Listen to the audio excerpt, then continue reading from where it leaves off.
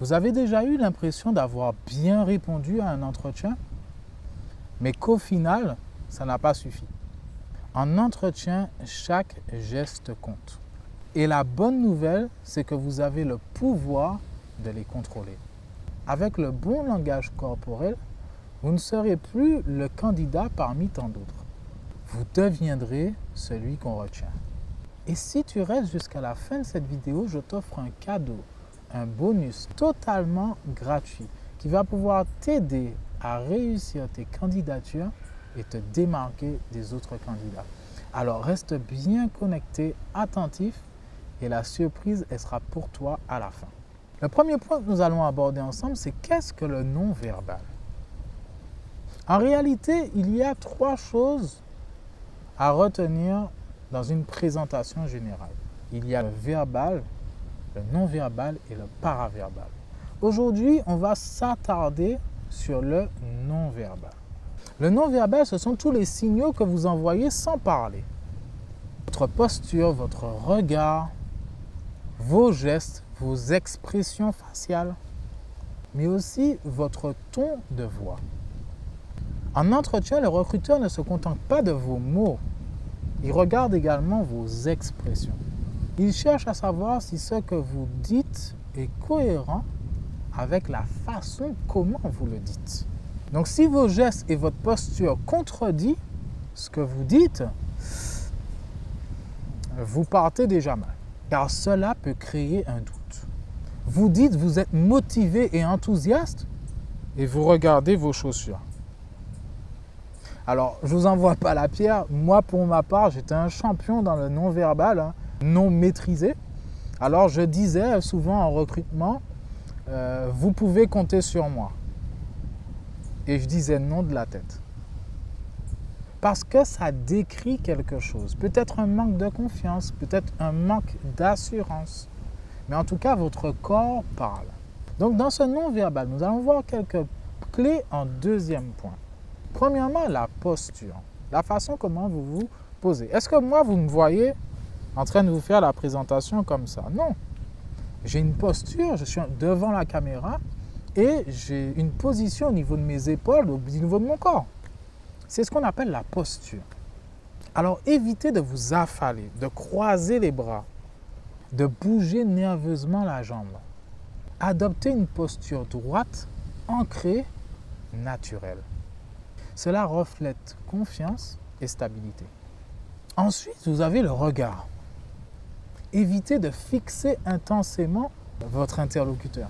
Là, nous sommes dans une vidéo YouTube. Là, je me dois de fixer la caméra parce que c'est un autre contexte. Si effectivement je regarde ailleurs, tout de suite, c'est un autre type de formation que vous voyez, un autre type de vidéo que vous voyez parce qu'on a besoin justement de fixer pour être en contact avec vous. Mais dans le cadre d'un entretien, vous fixez la personne lorsque vous lui parlez et de temps à autre, vous changez. Vous changez d'interlocuteur. Ça va créer des temps de pause et ça va faire plus naturel. Donc, adoptez plutôt, comme je vous l'ai dit, un regard, un visuel naturel avec des pauses de temps à autre pour ne pas fixer indéfiniment votre interlocuteur. Ça risque de le mettre mal à l'aise. Ensuite, vous avez ce qu'on appelle le sourire et les expressions faciales. Évitez de rester trop figé et trop sérieux. Si vous regardez le début de ma présentation, là, il y a des moments où j'ai souri au début, puis il y a d'autres moments où j'ai changé d'expression. Et il y a d'autres moments où je souris à nouveau. Et adoptez un peu la même chose, de façon à varier, comme une conversation classique que vous avez entre collègues. Un léger sourire au bon moment, la bonne mimique, la bonne expression. Tout cela va vous permettre d'accompagner vos propos et créer cette chaleur humaine. Vous avez également les gestes. Moi également, je fais des gestes devant la caméra qui viennent appuyer mes propos. Mais évitez les gestes trop rapides, trop vifs, trop grands. Restez sobre dans la façon comment vous vous exprimez. Donc, on attend de vous des gestes mesurés et qui accompagneront votre discours. Et puis enfin, la voix. Évitez de parler trop vite, d'être monotone. Un débit plutôt clair, posé, une intonation qui varie en fonction du discours vont vous permettre de mettre en valeur les mots-clés et l'histoire que vous racontez. Le point numéro 3, c'est des erreurs classiques à éviter. Le premier, c'est d'arriver les mains dans les poches. Ça ne va pas le faire. C'est le premier contact que vous aurez avec l'employeur, avec le recruteur du moins. Il y aura également le serrage de main.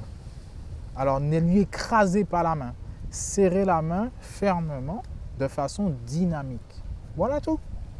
Le fait d'éviter le regard du recruteur. Attention. Fixez-le dans les yeux, surtout lorsqu'il s'adresse à vous ou que vous vous adressez à lui. Et pensez également, si vous êtes en recrutement avec plusieurs personnes, dans le cas où vous avez aussi plusieurs jurys, parce que de plus en plus, dans les entretiens d'embauche, ils font appel à des psychologues, ressources humaines, les chefs de service, etc. Donc, vous pouvez être à 3, 4 dans la salle. Eh bien, balayez du regard un peu tout le monde quand vous vous adressez à eux, de façon à ne pas rester figé systématiquement sur une personne en particulier. Évitez également de vous balancer sur la chaise. Voilà. Ça démontre un stress, un côté pas à l'aise. Faites attention à ça. Et puis, forcez votre sourire. Souriez naturellement. Moi, je vous propose de sourire en début, lorsque vous les saluez. Ensuite, de sourire lorsque vous présentez votre parcours. Et puis peut-être sur une ou deux compétences ou loisirs, hobbies, ou des choses qui vous tiennent particulièrement à cœur. Voilà. De façon à ce que vous soyez dans un sourire mesuré en fonction du discours. Voilà, pour conclure, cela ne sert à rien d'essayer de mettre en application tout ce que je vous ai dit parce que vous n'allez pas réussir à contrôler votre corps. C'est une erreur que moi-même j'ai réalisée. Pourquoi? Parce que tous les points que nous avons vus précédemment, ce sont des points qui se manifestent quand vous n'êtes pas à l'aise, vous manquez de confiance et d'assurance. Donc, essayer de les contrôler sera contre-productif et du coup, vous ne serez pas concentré sur la question qu'on vous pose. La meilleure façon que vous puissiez faire, c'est de vous entraîner à connaître vos compétences. Que vous soyez certain que vous êtes la personne idéale pour ce poste et que vous en soyez convaincu vous-même. Et après, c'est une question d'entraînement. Donc, vous ne vous entraînez pas, non pas à contrôler votre corps, mais à personnaliser votre discours, à trouver les bons exemples clés. Exemple, si on vous dit, en quoi et pourquoi devrions-nous vous prendre vous plutôt qu'un autre? Eh bien, écoutez, j'ai cru comprendre que l'entreprise, elle avait ça, ça, ça. Donc, ça sous-entend que vous connaissez l'entreprise. Et moi, dans mon parcours, j'ai notamment fait ça, ça, ça. Qui est en lien avec l'entreprise. Et par rapport à un autre candidat, moi, je sais que j'amène ça. Et là, vous n'êtes pas en train de vous contrôler ni dans vos gestes, dans vos sourires, dans votre intonation. Mais le simple fait que vous connaissez l'entreprise, vous connaissez, vous avez bien étudié l'offre et vous mettez en avant vos compétences avec de l'entraînement, vous allez atteindre de meilleurs résultats. Donc, ce n'est pas une question de contrôler son corps. C'est une question de s'entraîner, personnaliser pour réussir à gagner en assurance. Et quand cette assurance sera installée, ça se sentira dans votre discours et vous n'aurez plus besoin de contrôler quoi que ce soit. Alors, retenez juste que vos mots comptent, mais vos gestes et vos attitudes parlent plus fort encore. Donc, du coup, le non-verbal peut être votre meilleur allié comme votre pire ennemi. Donc, soignez cette posture, mais surtout, entraînez-vous, gagnez en assurance, en confiance et vous aurez des résultats bien meilleurs. Voilà, j'espère que cette vidéo vous aura permis d'y voir plus clair sur le secret du non-verbal pour décrocher ton entretien. Si vous avez aimé cette vidéo, vous savez ce qu'il vous reste à faire. Un j'aime, un like, un partage. Abonnez-vous à la chaîne. C'est complètement gratuit. Et ça me permet de vous proposer encore plus de contenu de ce type. Et pour toi qui es resté jusqu'à la fin, ou celles et ceux qui souhaitent aller encore plus loin, j'ai créé une formation 100% gratuite qui va vous permettre de réussir vos candidatures de A à Z et de vous démarquer des autres candidats. Je vous partage des conseils, des bonus que la plupart des candidats ignorent. Alors, tout ce qu'il vous reste à faire, c'est de cliquer sur le lien en description. Elle est accessible dès maintenant. Quant aux autres, je vous souhaite tout le succès que vous méritez.